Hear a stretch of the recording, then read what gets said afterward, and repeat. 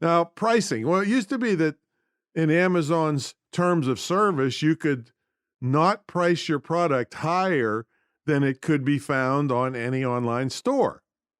And believe me, Amazon has bots checking everything all the time. They will know or find out very shortly if you are pricing your product higher than they think it should be.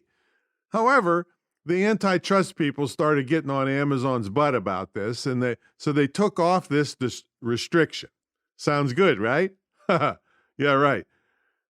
Well, no one can prove what I'm going to say next, and Amazon is certainly not to admit it, but rumor has it that if you do price the product too high in Amazon's eyes, you will quietly get shadow banned so no one sees your product.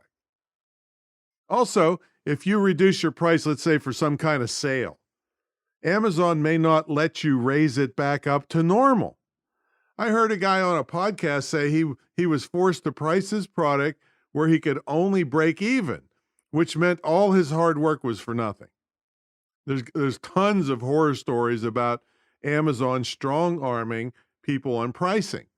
I'm going to put a link in the show notes to an article that talks about what they did to a phone accessory company. We'll have it's an article over on Vox.com, but I'll have the long link to it in the show notes.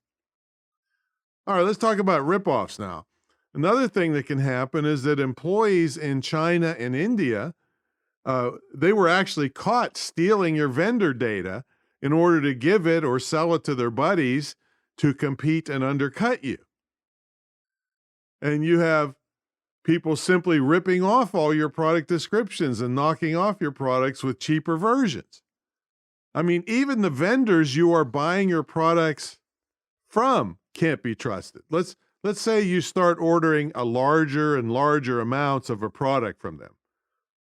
This pretty much tells them you've got a